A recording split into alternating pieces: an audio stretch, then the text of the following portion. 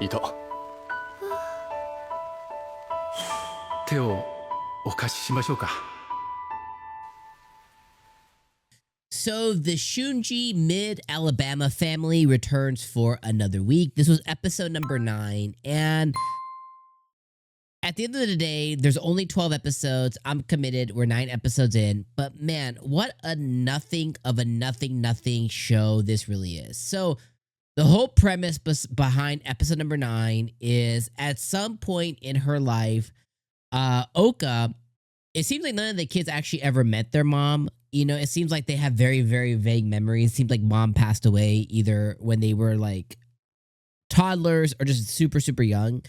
Regardless, at some point in Ouka's life when she was tiny, like 5 years old, her dad gave her a pair of earrings and he passed them on to her saying like, okay, these were your mom's before. And then he told her a story of how he met her mom, or he met their mom on Mount Fuji, and apparently like she wasn't feeling well, so what he did is he helped a stranger and he piggybacked her down the mountain, and that's how they fell in love. So this is her thing of like that's how she wants to meet her soulmate, so she keeps coming back to Mount Fuji so she can have some kind of revelation or something like that.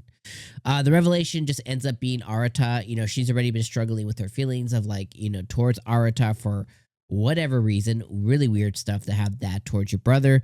And I get it. You guys say like they're not blood related. They grew up that in the fact they were blood related for 16 years, 15 years, or whatever. That's just weirdo behavior to me. So I can't get over that fact. It just bothers me to no end, especially with Arata. Like they're supposed to be twins. So unlike the other siblings outside of Minami and Shion or whatever, the twins have an even closer bond, right? Like they grew up with the mentality that they were like of one being separated at the womb kind of thing or whatever. So anyway, she's been struggling with her feelings, so she goes and she just goes on like a sabbatical to Mount Fuji, and she worries all the family, and basically it just creates all this unneeded drama for absolutely no reason. And it just gives the author some BS reason to write in that Arata is the knight in shining armor once again.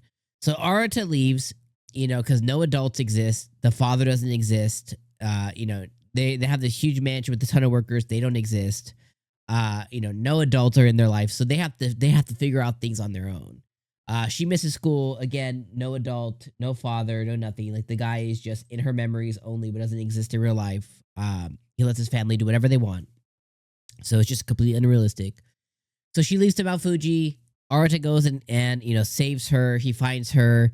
They have a weird conversation about finding soulmates, and then he ends up finding her on a trail because she gets, she climbs the mountain and she takes the wrong thing on the trail. She falls because of course she does. She hurts her foot because of course she does.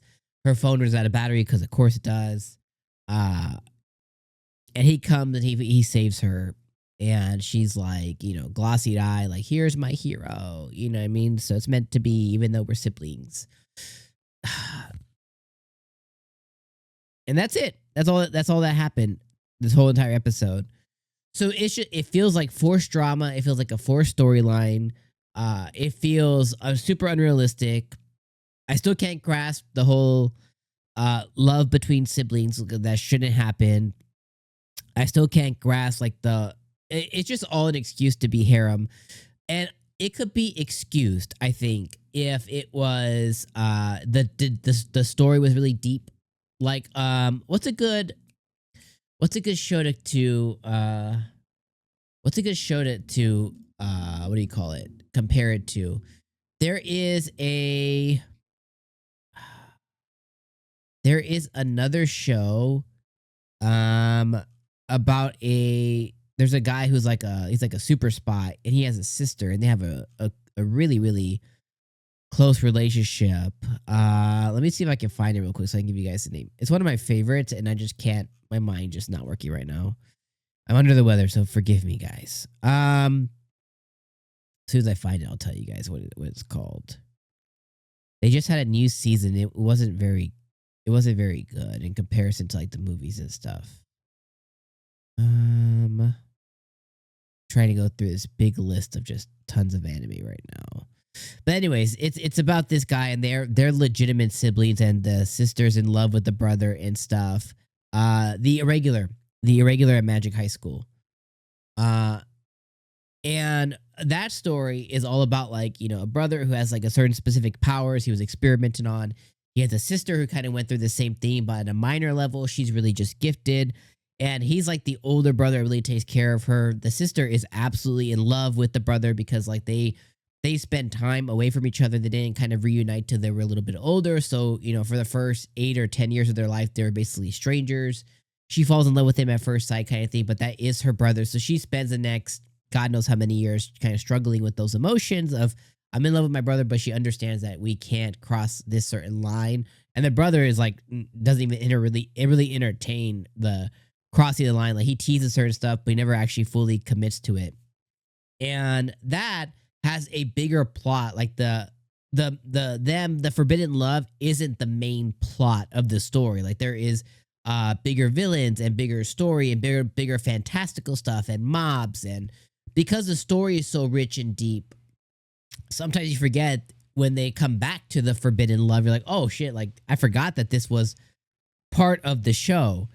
And I won't harp on that one anymore, but the Shiunji family is, instead of being, here's this bigger story about their interconnecting, intertwined lives and the interest of Bonri going to school and doing this, the interest of Minami and taking us, walking us through her tennis story, like more broadened. And it just so happens to be that they're dealing with the potential of forbidden love. It's the inverse where it's all focused on the forbidden love and everything. And then the outverse is these minor stories. So that's where I think Shiunji family really fails, is it's too focused on some guy's weird harem fetish as opposed to this really curated, cool story, slice of life type story of kids at school being rich and like rich story and like dealing with all this stuff. And then it just so happens that they're also dealing with the potential of forbidden love. You know what I mean? I don't know. Anyways, episode 9 sucked. 6 out of 10. It's a nothing burger. It's a no point, no frills, episode of anime just to get Ouka and Arata together. So she can be this shining armor, and that's really all that happened. So yeah. All right, let me know what you guys think about this episode down in the comments below. Maybe you're loving it. Let me know why. I'd love to hear your thoughts. I'll see you guys next week for episode number 10, where I don't know, maybe they'll fornicate inside of the Mount Fuji. I don't know. That'd be better. Let's just solidify. Let's just half and pick one, and let's just move on. All right, see you guys then.